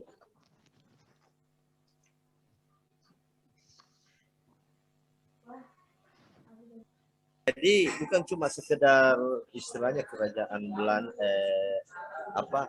bukan hanya sekedar persiapan memang sudah dibaca akan ada Belanda atau negara asing dari Eropa dengan persenjataannya kaliber di zamannya yang menyerang sehingga dibangun itu benteng setebal itu. Ya, intinya seperti itu ya. Intinya seperti itu. Artinya diperkuat karena memang sudah ada ancaman, memang sudah mengantisipasi, bukan sudah ada, tapi sudah mengantisipasi ancaman itu karena Makassar pada saat itu kan sudah kalau boleh dibilang sudah mengambil alih peranan daripada Jawa dan Sumatera ketika itu. Ketika kerajaan Demak Demak sudah terjadi ini perang saudara sampai pada akhirnya boleh dibilang tapi Pak Lolo, karena saya lihat juga baca di catatan semua peristiwa luar tercatat termasuk ketika pertama kali berdiri VOC, mereka sudah paham kapan berdirinya, kapan penaklukan Portugis, kapan Batavia hidup. Mungkin itu yang diantisipasi atau bagaimana deh Pak Lolo? Ya, kurang lebih seperti itulah. Ya, dilanjut deh di ujung. Ada pertanyaan berikutnya itu yang ini belum dijawab ini deh Pak Lalu. Yang 9 ini kan menjaga original pantai saja kalau memang posisinya masih ada toh. Saya kira itu pemerintah punya iya, bukan kapasitas kita yang jawab ini. Ya, bukan kapasitasnya kita itu ya. Iya. Terus berapa ketebalan apa semua? Oh ini 12 dari Pak Masud ini. Benteng Parit apakah ada benar hasil kerja paksa? Nah, sudah tadi. Sudah. Ya. Oh, sudah ya? Ya, sudah. Sudah. Oke. Kayaknya Tabe Denggajang waktu juga sudah menunjukkan jam 11 lewat, sudah lewat. Ditutup materinya dulu sampai terakhir. Barangkali bikin.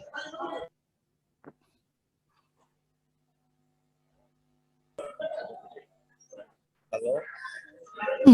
Oh, hilang lagi deh Rujung ya. Ya, jadi saat ini saya lagi uploading materi. Jadi di akhir-akhir sesi kita ini silakan Bapak Ibu sekalian mendownload di chatroom. Itu sudah masuk PDF materi dari Dempala Law. 3,76 megabyte. Silahkan di download ya. Oke, karena Den Rujung kayaknya agak berat, jadi saya ambil alih. Apakah tadi apakah anak gua masih mau dijelaskan dari Palalo? Materinya barangkali dilanjutkan. Iya. Iya, ya ini nih. Boleh. Oke, Masih ada anak, waktu ya. Iya masih ada waktu. Ya, tinggal kita selesaikan anak gua karena kali gua kan tadi sudah. Iya. Oke nih. Jadi, nah ini juga di benteng anak gua ini ada beberapa. Oke, yang tadi dulu, Gajang. Ini ya. Oh, iya, ini letak di sini, memulai dari sini saja. Jadi letaknya di sini, ini agak jauh ini. Dia berdekatan ini dengan Sungai Minasa ini. Pas di sebelahnya Sungai Minasa. Berdekatan agak jauh dari pantai ini ya. Benteng anak gua ini dengan benteng kali gua ini jauh. Kalau dari bibir pantai. Dia ini benteng kali gua ini benteng pertama. Termasuk ini benteng anak gua ini. Benteng pertama dari kerajaan gua. Mungkin ya dikatakan sudah ada sejak inilah permukiman awal orang gua ini. Oke, lanjut ya sampai.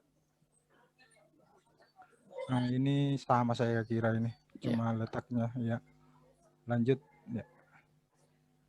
Nah, ini peninggalannya ini di dalam sini ada beberapa kuburan dan termasuk saukan juga sudah diidentifikasi oleh Bulbek tim arkeolog ini.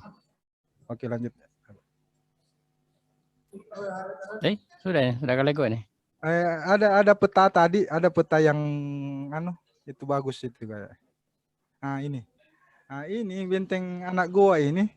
Nah, ini ada benteng berapa benteng di sini yang ini anak gua ini bentengnya orang gua ceritanya ini. Ada beberapa benteng di sini adalah benteng ini benteng Belanda ini, benteng pengintai, benteng kontrolnya orang Belanda.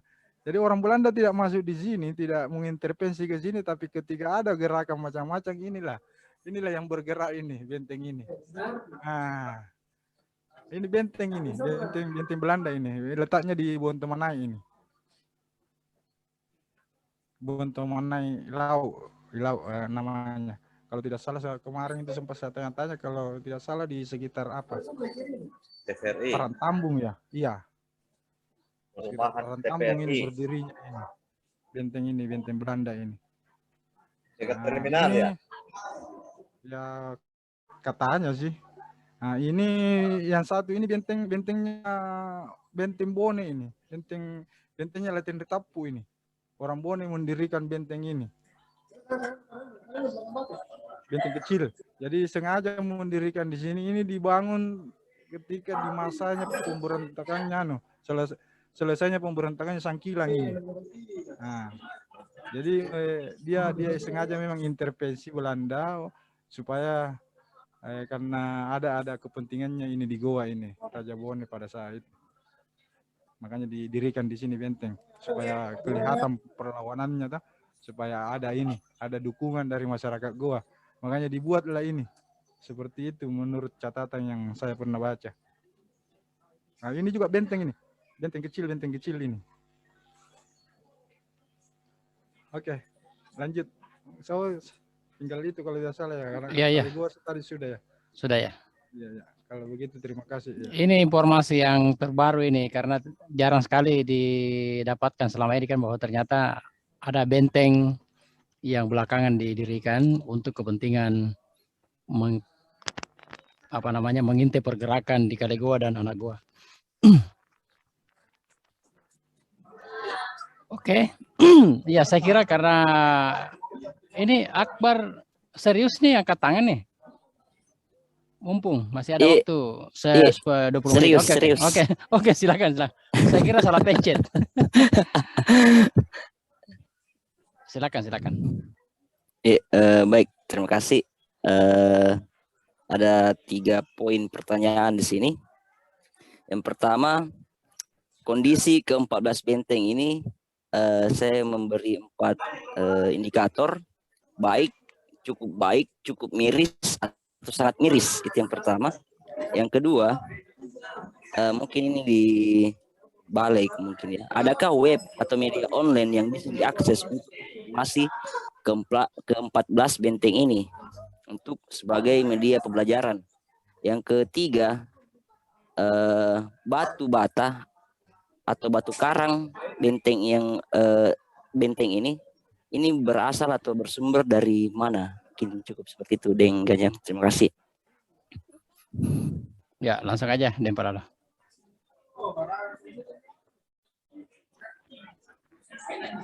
Kalau di apa kayak dalam kondisi baik atau tidak baik atau kritis. Kalau yang dalam kondisi sangat baik kayaknya tinggal satu, benteng ujung pandang kan. Benteng ujung pandang, tapi itu pun maksudnya ada benteng Port Rotterdam. Tapi kalau yang lain kan sudah tidak ada, kecuali benteng Tallo bekas-bekasnya masih ada. Nah, itu sudah bukan lagi tidak kualifikasi tidak baik, tapi sudah kritis itu di sana karena sudah masuk dalam cagar budaya juga, tapi tidak ada pemeliharaan saya lihat. Masih ada kayak yang lain saya justru lebih miris. Kalau yang lain ada beberapa ada beberapa titik benteng yang lain justru sudah tidak ada. Nah, ini yang justru lebih miris ini. Seperti Panak Kukang itu kalau saya lihat itu sepertinya sudah terambil dengan muara sungai itu. Tapi karena kita belum pernah turun ya di lapangan. Kalau Bayoa dengan Garasi itu perkampungan itu sampai sekarang masih ada. Nah, ini cuma yang jadi persoalan itu kalau di Bayoa itu sudah ada di situ perumahan juga kalau tidak salah. Ini perumahan yang sudah ada masuk di situ. Nah, terus yang lain-lain terus saya kira enggak. Benteng Mariso sudah tinggal rumah di situ. Sudah padat rumah semua. Nah, susah untuk kita ini diidentifikasi, termasuk ujung tanah. Yang kedua apa tadi, Pak Akbar? Sumber batunya dari batu batanya dari mana? Kalau batu batanya dibuat sendiri kan sudah ada juga di dalam Lontara itu dikatakan bahwa di zaman Karentung Pak Risti Kalona kan sudah orang Makassar sudah membuat batu bata. Kalau batu karang ya banyak pasti batu karang karena wilayah ini wilayah pantai dan gunung kan. Oke, yang ketiga apa tadi? Mungkin orang pemerintahan ini, adakah web media online yang bisa diakses untuk informasi ke-14 benteng ini untuk dijadikan bahan ajar? Ya, terima kasih.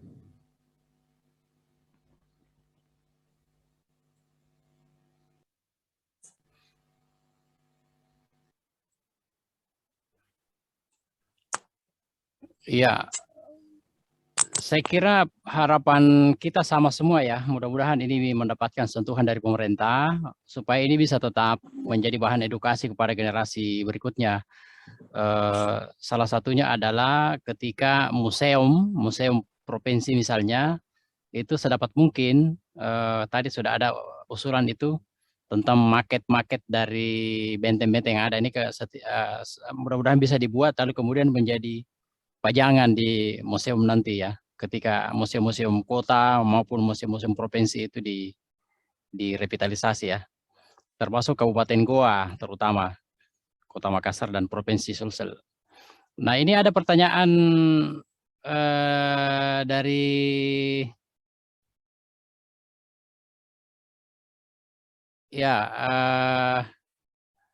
Noviansa. Itu ada katanya benteng di Paletai Bone. Itu ada nggak disinggung di sini ya?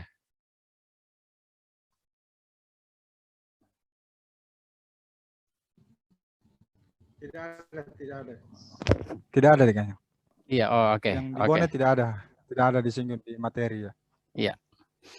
Jadi ada memang benteng Bone tadi dibahas, tetapi itu yang belakangan dibangun nanti 1800-an di masa pemerintahan Beliau Ya, Laten Ritapu. Ya, dekat Taligoa ya, bukan di Bone, tapi benteng Bone, bentengnya Raja Bone ini. Iya. Bukan di Bone. Ya. Iya. Di masa pemerintahan Laten Ritapu 1800-an. Ya, betul. Oke, Garasik.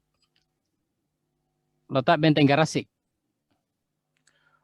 Letak benteng Garasi itu di perkampungan Garasi deh Ganyang. Itu juga kayak kalau tidak salah itu sudah hilang juga itu. Mungkin masih ada sekarang tapi sudah sebagian besar, tapi sebagian besar kampung kuno atau kampung tua Garasi itu sudah hilang, sudah terambil air Sungai Jeniberan sekarang.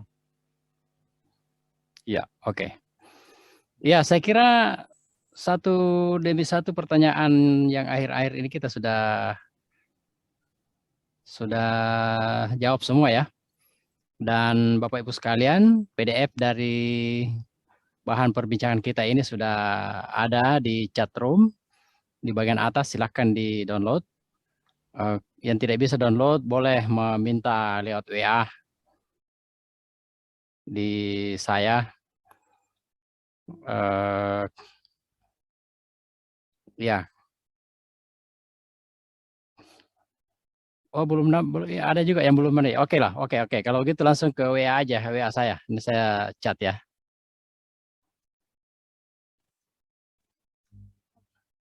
Ya, silakan. Ya, sebelum kita akhiri perbincangan kita pada malam hari ini, saya menyampaikan kepada Bapak Ibu sekalian bahwa Makassar City Heritage yang kita bersamai selama ini memang tujuannya adalah untuk mengedukasi generasi muda kita di Sulawesi Selatan tentunya.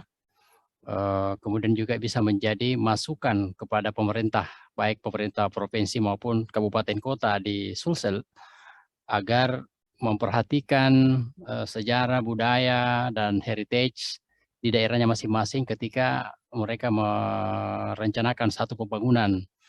Bahkan pada beberapa diskusi kita yang lalu, sedapat mungkin pada setiap merencanakan sesuatu di daerah itu untuk pembangunan, sedapat mungkin melibatkan cagar budaya menjadi bagian dari perencanaan. Kemudian kearifan-kearifan lokal juga tidak kalah pentingnya untuk menjadi bagian dari edukasi dan muatan lokal terutama ya di sekolah-sekolah. Kalau itu di Makassar ya tentu saja bahasa Makassar, kalau itu di daerah Bugis tentu kita dorong bagaimana bahasa Bugis, bahasa Toraja, bahasa Mandar itu tetap menjadi bekal utama dari generasi kita di Sulawesi Selatan.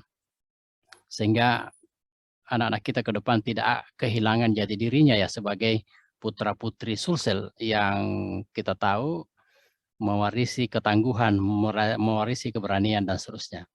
Sebelum saya tutup, saya persilakan kembali Daeng Palalo untuk menyampaikan statement terakhir. Silakan Daeng Palalo.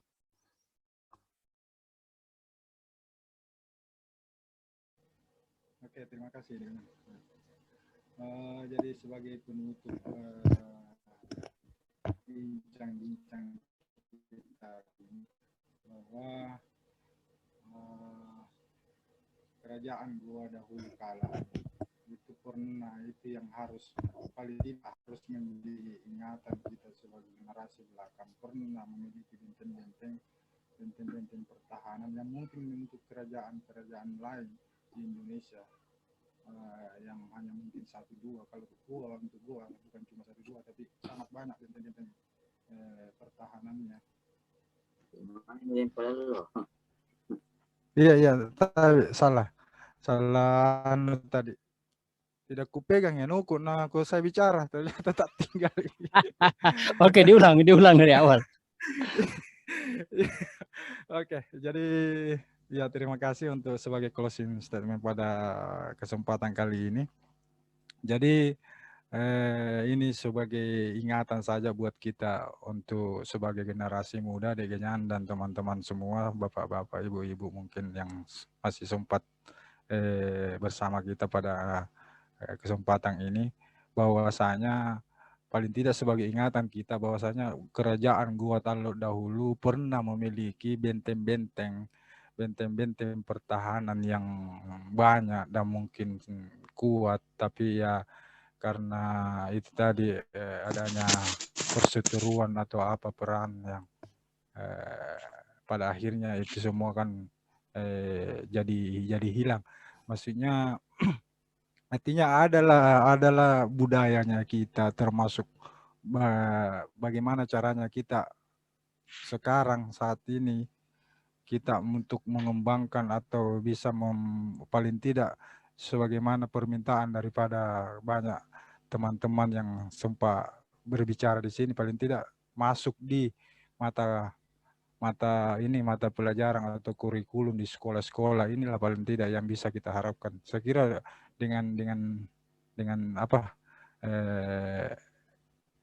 sejarah kerajaan Gua Talok yang ini yang tapi saya kira begitu dengan. Ya, terima kasih Dayem Palalo. Kemudian yang paling terakhir, saya kembali mengundang dengan hormat Ibu Purmawati dari Dinas Kebudayaan dan Pariwisata Sulawesi Selatan untuk bisa menyampaikan sepatah dua kata Ibu untuk harapan kita semua dan bagaimana harapan-harapan dari Dinas Kebudayaan dan Pariwisata Sulsel dengan apa yang giat-giat yang kita lakukan ini untuk kedepannya.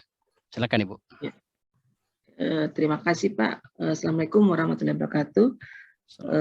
Terkait dengan obrolan kita pada malam ini tentang benteng-benteng Gua Talok, harapan kami bahwa nantinya untuk pembelajaran di sekolah diharapkan supaya anak-anak didik maksudnya walaupun belum dimasukkan ke dalam kurikulum, tetapi harapan kami bahwa anak didik tersebut dapat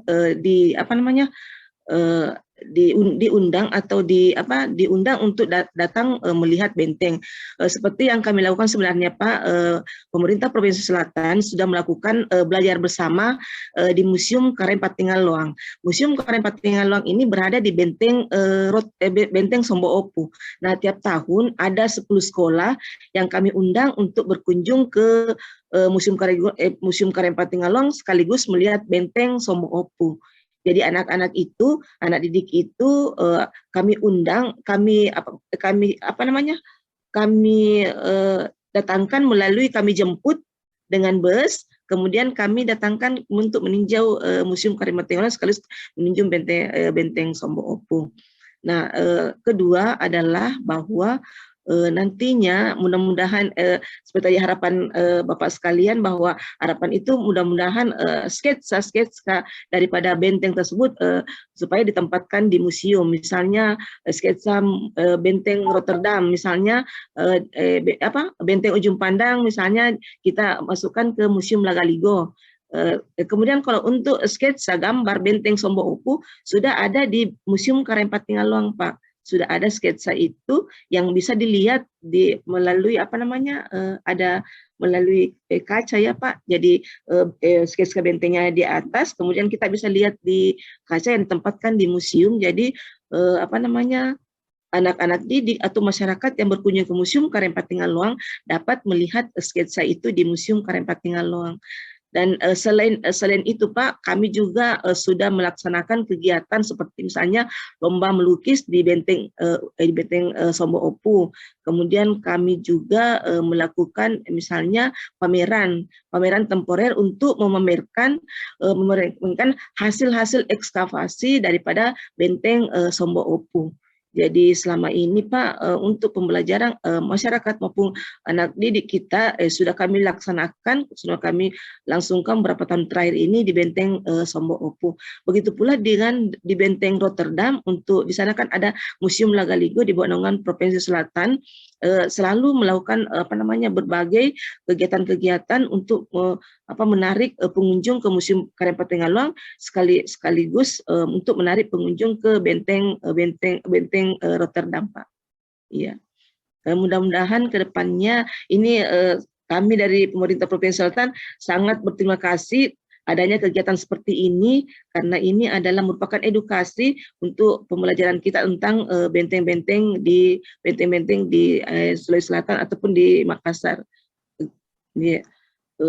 Kemudian nantinya misalnya kalau kami pada obrolan berikutnya maksudnya kami ingin sekali kami juga diundang dari provinsi lagi untuk ikut berpartisipasi pada obrolan selanjutnya, Pak. Terima kasih. Ya, makasih Ibu. Iya, Pak. Makasih, Pak. Iya, iya. Yang pasti Ibu kami sampaikan bahwa kami ini adalah komunitas. Jadi sangat banyak anggotanya karena ini komunitas. Namanya komunitas Makassar City Heritage. Kemudian di tingkat nasional kita juga ada Indonesia Heritage Forum. Nah, oleh karena itu yang ingin kami sampaikan ke Ibu mewakili Dinas Kebudayaan dan Pariwisata Sulsel bahwa kami terbuka untuk bersinergi dengan pemerintah, baik itu kota maupun provinsi, terutama dengan Dinas Kebudayaan dan pariwisata baik di provinsi maupun di kota, di kabupaten kota di Sulsel. Karena tujuan kita memang untuk mengedukasi adik-adik kita, generasi kita yang akan datang. Sehingga dengan demikian Ibu terima kasih sekali karena kita ada saling keterbukaan untuk selanjutnya saling berkolaborasi ke depan gitu ya. Saya lihat di sini ya. Ibu. Barangkali bagusnya untuk kedepannya bagusnya barangkali ada program jelajah benteng-benteng.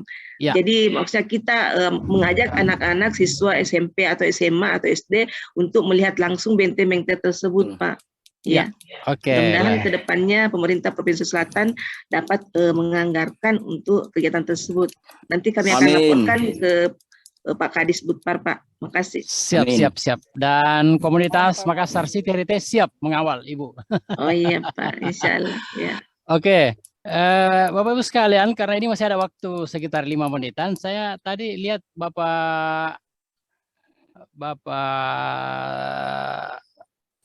dari Bapak Ishak Asa dari Kementerian Direktorat Pendidikan Tinggi, Ristek dan Teknologi.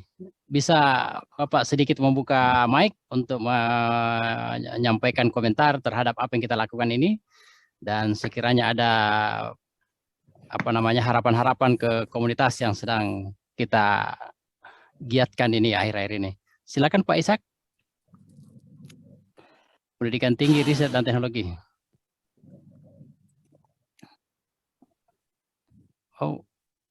Oh, beliau sudah ini ya. Oke. Tapi dengan yang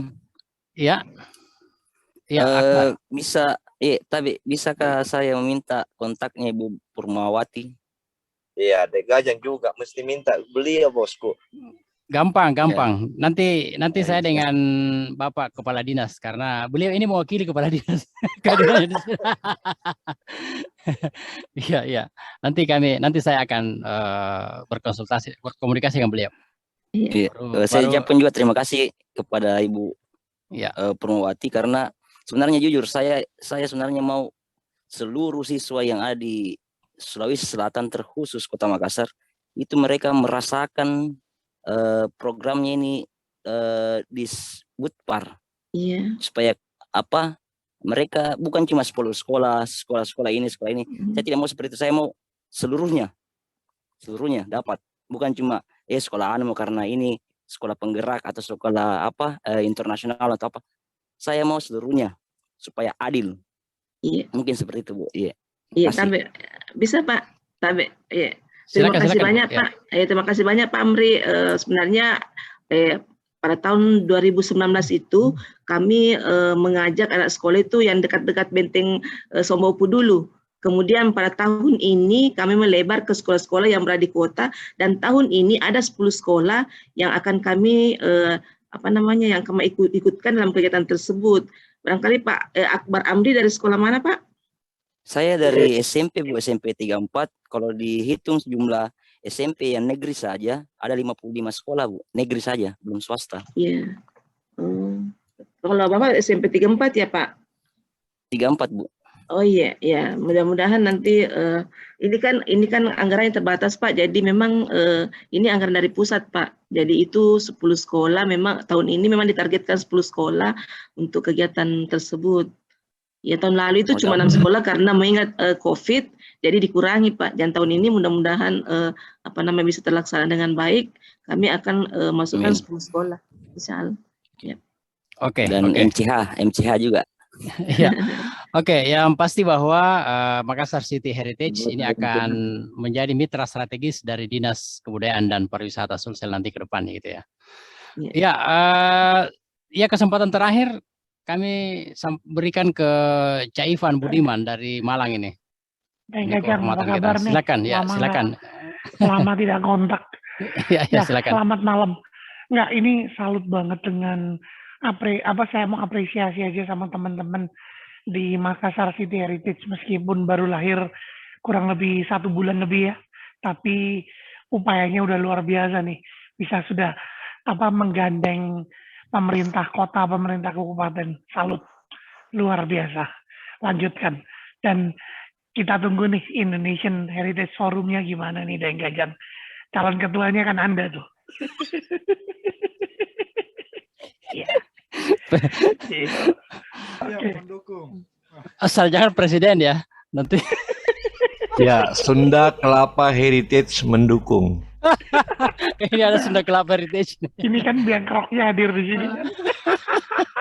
Saya cuma provokator. Kendari Heritage juga mendukung. Kendari Heritage mendukung. Semua mendukung sih, kalau udah Sunda Kelapa Heritage bilang A, biasanya yang lain pasti dukung. Kalau enggak, soalnya nggak ditraktir makan sama Rendra. Ikutan jadi A gitu loh. Tapi saya salut sekali dengan apresiasinya. Jadi maksudnya gini, kalian melestarikan udah yang kapan hari dari kampung, sekarang benteng. Tapi langsung hebohnya itu bisa menghadirkan sang ibu dari dinas. Salam kenal Ibu Dinas Kebudayaan. Luar biasa. Luar biasa. Terima kasih Bu. Ya. Saya Bapak Ivan. Bapak Ivan dari Malang. Oh, makasih. Ya, nasibnya nggak bagus tuh, Bu, selalu Malang dia. Tinggal di Malang. Oh, tinggal di Malang. Nasib saya tidak Malang. Okay, thank you. Nasib keren. Oke, Bapak Ibu sekalian, karena acara formal kita mesti ada batasnya, dan setelah penutupan resmi oleh moderator, Den Rujung jangan bergerak dulu.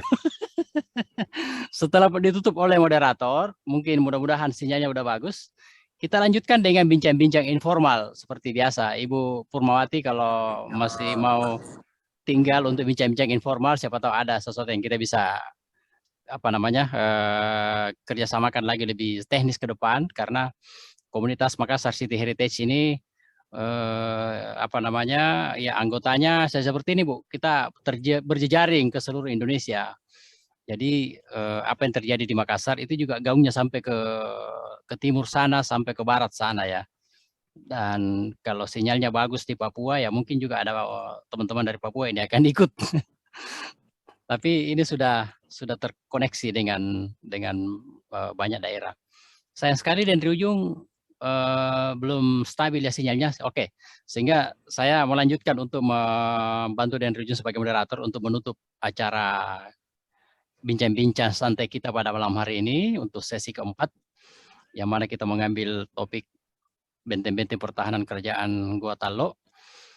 Selalu saya menyampaikan bahwa untuk pelestarian sejarah, budaya, heritage, kalau bukan kita yang melakukan, siapa lagi? Dan kalau bukan sekarang, kapan lagi? Mari kita akhiri dengan ucapan wabillahi taufiq wal hidayah. Wassalamualaikum warahmatullahi wabarakatuh. Waalaikumsalam. Waalaikumsalam.